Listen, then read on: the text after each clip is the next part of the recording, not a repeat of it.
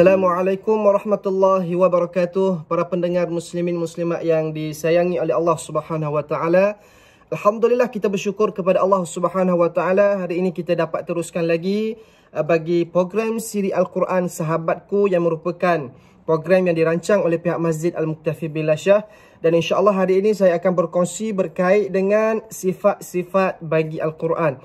Sebelum ini kita dah berbicara mengenai nama-nama lain bagi Al-Quran. Dan di samping nama-nama yang telah kita sebutkan sebelum ini, Al-Quran juga disifatkan dengan pelbagai sifat. Antaranya ialah yang pertama sekali, Al-Quran disifatkan dengan nur, yakni cahaya. Seperti mana firman Allah Subhanahu wa taala dalam surah At-Taghabun ayat yang ke-8, kata Allah, A'udzu billahi minasyaitonir rajim. Bismillahirrahmanirrahim.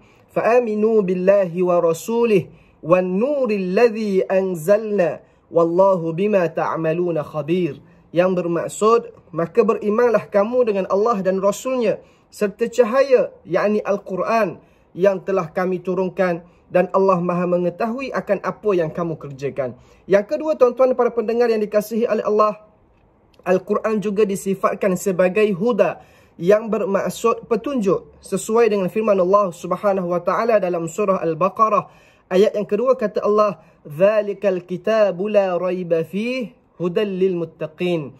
Yang bermaksud, inilah kitab, yakni Al-Quran, yang tidak ada keraguan padanya, sebagai petunjuk bagi orang-orang yang bertakwa. Dan yang ketiga, tuan-tuan para pendengar, Al-Quran juga disifatkan sebagai syifa, yang bermaksud penyembuh. Seperti mana firman Allah Subhanahu wa taala dalam surah Yunus ayat yang ke-57, kata Allah, Ya ayyuhan nasu qad ja'atkum maw'izatun min rabbikum wa shifaa'un lima fis sudur wa hudan wa rahmatul lil mu'minin.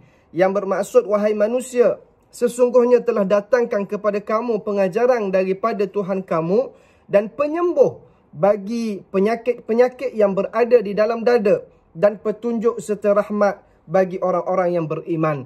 Tiga perkara telah kita dengar berkait dengan sifat Al-Quran. Satu, cahaya. Dua, huda, petunjuk. Yang ketiga ialah sifat. Dan seterusnya disebutkan lagi oleh para ulama kepada kita semua berkait dengan sifat Al-Quran ini, tuan-tuan sekalian. Iaitulah yang keempat, Al-Quran juga disifatkan sebagai rahmah, yang bermaksud rahmat, dengan sesuai dengan firman Allah Subhanahu wa taala dalam surah Al-A'raf ayat yang ke-203, kata Allah Subhanahu wa taala, wa idza lam ta'tihim bi ayatin qalu laula jtabaitaha qul innama attabi'u ma yuha ilayya min rabbi hadza basairu min rabbikum wa hudan wa rahmatul liqaumin yu'minun. Yang bermaksud, dan apabila kamu tidak membawa sesuatu ayat Al-Quran kepada mereka, mereka berkata, mengapa tidak kamu buat sendiri ayat itu? Katakanlah, sesungguhnya aku hanya mengikut apa yang diwahyukan daripada Tuhanku kepadaku. Al-Quran ini adalah bukti-bukti yang nyata dari Tuhanmu, petunjuk dan rahmat bagi orang-orang yang beriman. Seterusnya lagi, Al-Quran juga disifatkan sebagai basyir, yang bermaksud menghiburkan, ataupun juga kita boleh katakan basyir ini berita gembira. Seperti mana yang telah Allah Ta'ala datangkan dalam surah Fussilat ayat yang keempat, kata Allah Subhanahu wa taala, basyiran wa nadhira fa'arada aktsaruhum fahum la yasma'un. Yang bermaksud, yang membawa berita gembira dan yang membawa peringatan, tetapi kebanyakan mereka berpaling daripadanya, yakni berpaling daripada Al-Quran, maka mereka tidak mahu mendengar.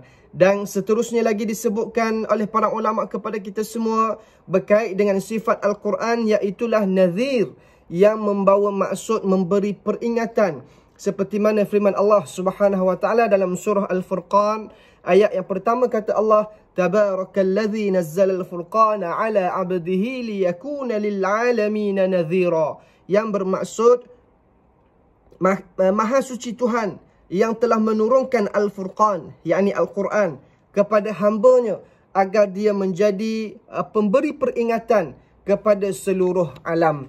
Dan yang ketujuh, Al-Quran juga disifatkan sebagai mau'izah, yang bermaksud pengajaran, sesuai dengan firman Allah Subhanahu wa taala dalam surah Ali Imran ayat yang ke-138 kata Allah, "Hadza bayanun lin-nasi wa hudan wa mau'izatun lil-muttaqin."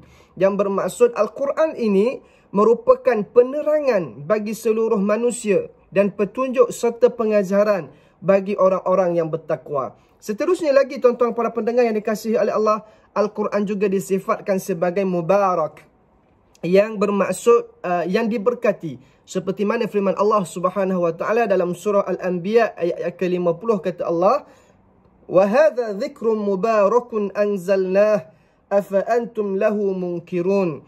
Dan Al-Quran ini adalah satu kitab sebagai peringatan yang mempunyai keberkatan yang telah kami turunkan, maka mengapakah kamu mengingkarinya? Dan yang terakhir, tuan-tuan para pendengar yang dikasihi oleh Allah, Al-Quran ini juga sifatnya ialah mubin, yang bermaksud menerangi. Atau juga kita boleh kata mubin ini yang memberikan penjelasan kepada kita. Seperti mana firman Allah Subhanahu wa taala dalam surah An-Naml ayat yang pertama kata Allah, "Tasin tilka ayatul Qur'ani wa kitabim mubin." Tasin ini adalah ayat Al-Quran dan ayat-ayat kitab yang menjelaskan, yakni menjelaskan kepada kita segala hukum hakam yang terkandung di dalamnya, yang menjelaskan kepada kita apa yang boleh, apa yang tidak boleh untuk kita lakukannya, dan segala-galanya telah dijelaskan di dalam Al-Quranul Karim ini. Tuan-tuan muslimin muslimat yang dikasihi oleh Allah Subhanahu wa taala, maka di sini terdapat beberapa sifat yang telah didatangkan kepada kita. Sifat Al-Quran yang pertama iaitulah dengan sifatnya nur, yakni cahaya. Yang kedua sifatnya sebagai huda, iaitulah petunjuk. Yang ketiga sifatnya sebagai syifa, yakni penyembuh. Yang keempat sifatnya sebagai rahmah, iaitulah rahmat. Yang kelima sifatnya sebagai bashir, iaitulah sebagai memberi berita gembira. Yang keenam sifatnya sebagai nadhir, iaitulah memberi peringatan. Yang ketujuh sifat Al-Quran sebagai mau'izah, iaitulah pengajaran.